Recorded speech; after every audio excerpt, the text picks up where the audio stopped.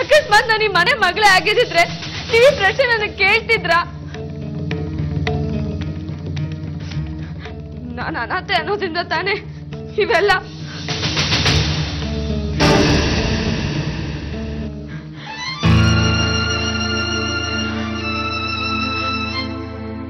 ಅಯ್ಯೋ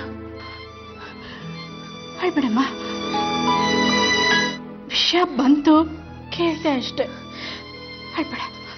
ಆದ್ರೆ ನೀವು ಕೇಳಕ್ಕಿಂತ ಮುಂಚೆ ನಿಮ್ ಮನ್ಸಲ್ಲಿ ಅನುಮಾನ ಹುಟ್ಟಿತ್ತಲ್ವಾ ಅತ್ತೆ? ಇದೇ ಅನುಮಾನ ಮುಂದೆ ದೊಡ್ಡದಾಗಲ್ಲ ಅಂತ ಏನ್ ಗ್ಯಾರಂಟಿ? ಒಟ್ನಲ್ಲಿ ನಾನ್ ನಿಮಗೆ ಬೇಡವಾದವಳು ಅಷ್ಟೇ. ಇಲ್ಲಮ್ಮ ಇಲ್ಲ, ಖಂಡಿತ ನೀನ್ ನಮಗ್ ಬೇಕಾದವಳು. ತಪ್ಪು ಮಾಡ್ಬಿಟ್ವಿ. ಮದುವೆ ಮುಂದೆ ಇಟ್ಕೊಂಡು ಕಣ್ಣೀರ್ ಹಾಕ್ಬಿಡ ಗಾಯತ್ರಿ.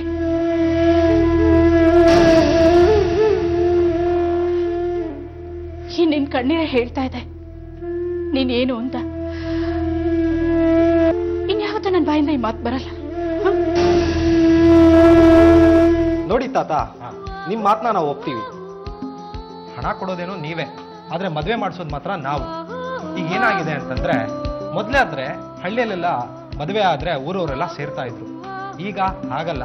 ಆದ್ರೆ ಇವತ್ತು ಯಾರಿಗೂ ಸಮಯ ಇಲ್ಲ, ಅದಕ್ಕೆ ನಾವು ಆ ಸಮಯನ ತಗೊಂಡು ಇಷ್ಟು ಹಣ ಅಂತ ನಾವು ಚಾರ್ಜ್ ಮಾಡ್ತೀವಿ. ಈಗ ಮದುವೆಯಲ್ಲಿ ನೀವೇನ್ ಮಾಡ್ತೀರಾ ಅದನ್ನ ಹೇಳಿ.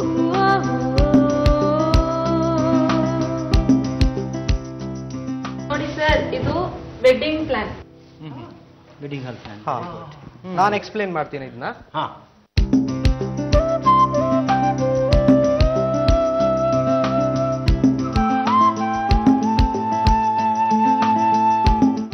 ವಾವ್, ನಮ್ಮ ಮದುವೆಗೆ ಬಂದವರು ಬರೀ ಊಟ ಅಷ್ಟೇ ಅಲ್ಲ, ಜೊತೆಗೆ ನೆನಪುಗಳು ತಗೊಂಡೋಗ್ತಾರೆ. ತುಂಬಾ ಚೆನ್ನಾಗಿದೆ ಸರ್. ನೋಡಿ ಇದೆಲ್ಲ ಇದೆಯಲ್ಲ, ಇದು ಆರ್ಕೆಸ್ಟ್ರಾ ನಡೆಯೋ ಜಾಗ. ಆರ್ಕೆಸ್ಟ್ರಾ ಅಂದ್ಕೂಡ್ಲೆ ನಮ್ಮನೆ ಸಿಂಗರ್ ಕಮ್ ಡ್ಯಾನ್ಸರ್ ಬಂದ್ಬಿಟ್ರು ನೋಡಿ. ಬಾರೋ ರಾಘವ, ನಿಂದೇನಾದ್ರೂ ಸ್ಪೆಷಲ್ ಟಿಪ್ಸ್ ಇದ್ರೆ ಅದನ್ನು ಹೇಳ್ಬಿಡು. ನನ್ ಟಿಪ್ ಒಂದೇ, ಹೀಗಾಗತ್ತೆ ಅಂತ ಯಾವ್ದನ್ನು ಅಂದ್ಕೋಬಾರ್ದು. ಆಗಿದ್ದಿನ ಹೀಗೆ ಅಂದ್ಕೊಂಡಿದ್ವಿ ಅಂತ ಅಂದ್ಕೋಬೇಕಷ್ಟೆ.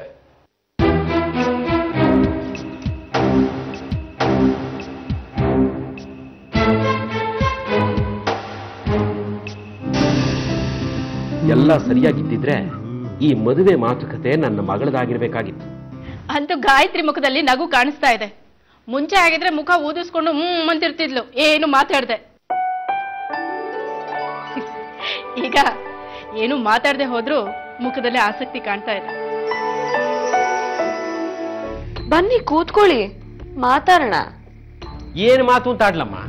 ಈವೆಂಟ್ ಮ್ಯಾನೇಜ್ಮೆಂಟ್ ಅವ್ರು ಬಂದು ಹೋದ್ಮೇಲೆ ನಿನ್ನ ಪ್ರಿವೆಂಟ್ ಮ್ಯಾನೇಜ್ಮೆಂಟ್ ಏನ್ ಮಾಡ್ತಿದೆ ಅನ್ನೋದೇ ನನಗೆ ಅರ್ಥ ಆಗ್ತಿಲ್ಲ. ಅಲ್ಲ, ಆಗ್ತಿರೋ ಎಲ್ಲಾ ಕಾರ್ಯಕ್ರಮಗಳಲ್ಲೂ ನೀನ್ ನಗ್ನಗ್ತಾನೆ ಭಾಗವಹಿಸ್ತಾ ಇದ್ದೀನಿ. ನೀವ್ ಹೇಳ್ತಿರೋದ್ ಎಲ್ಲಾನು ಸತ್ಯನೇ ಅಪ್ಪ. ಇಷ್ಟೆಲ್ಲ ಕಣ್ಣಾರೆ ಕಂಡ ಮೇಲೆ ನಿನ್ನ ಮನಸ್ಸು ಬದಲಾಗಿ ಇದೇ ಮನೆ ನನಗೆ ಫಿಕ್ಸ್ ಆಗ್ಲಿ ಅಂತ ಪೊರಳೊಡ್ಡಿ ಕರಿಮಣಿ ಕಟ್ಸ್ಕೊಂಡ್ಬಿಟ್ರೆ ನನ್ನ ಮಗಳ ಗತಿ ಏನಮ್ಮ? ಓ, ಅದಕ್ಕೆ ಅನ್ಸುತ್ತೆ ಗಾಯತ್ರಿ ಅನ್ನೋಳು ಯಾವನೋ ಒಬ್ಬ ಹುಡುಗನ ಪ್ರೀತಿಸ್ತಾ ಇದ್ದಾಳೆ ಅಂತ ಅನಾಮಿಕಾ ಅನ್ನೋ ಹೆಸರಲ್ಲಿ ಮನೆಯವ್ರಿಗೆಲ್ಲ ಫೋನ್ ಮಾಡಿ ಹೇಳಿದ್ದು. ನಾನಾ? ಹೌದು, ಅದು 100% ನೀವೇ ಅಂತ ನನಗ್ ಚೆನ್ನಾಗಿ ಗೊತ್ತಿದೆ.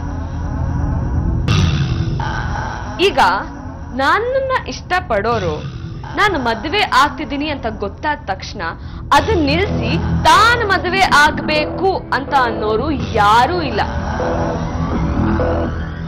ಇನ್ನು ಈ ಮದ್ವೆ ನಿಲ್ಲೋದ್ರಿಂದ ಯಾರಿಗೂ ಏನ್ ಲಾಭನೂ ಇಲ್ಲ.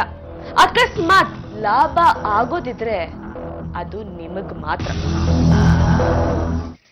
ಈಗ್ಲೂ ಹೇಳ್ತೀನಿ, ನಿಮ್ ಮಗಳ ಮದ್ವೆ ಕೇಶವನ್ ಜೊತೆನೆ ನಡೆಯೋದು. ಯಾಕಂದ್ರೆ ನನ್ನ ಕೇಶವನ್ ಮದ್ವೆ ಯಾವುದೇ ಕಾರಣಕ್ಕೂ ನಡೆಯೋದಿಲ್ಲ. ಮದುವೆ ದಿವಸ ನನ್ನ ಮದ್ವೆನ ನಿಲ್ಸೋ ಜವಾಬ್ದಾರಿ ನಂದು.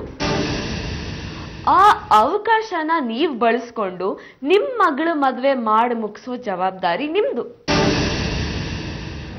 ಅಕಸ್ಮಾತ್ ಎಲ್ಲಾದ್ರೂ ಏನಾದ್ರೂ ನನ್ನ ತಲೆ ಮೇಲೆ ಬಂದ್ರೆ ಅದನ್ನ ಶಿಫ್ಟ್ ಮಾಡಕ್ಕೆ ಇನ್ನೊಂದ್ ತಲೆ ಬೇಕಲ್ಲ.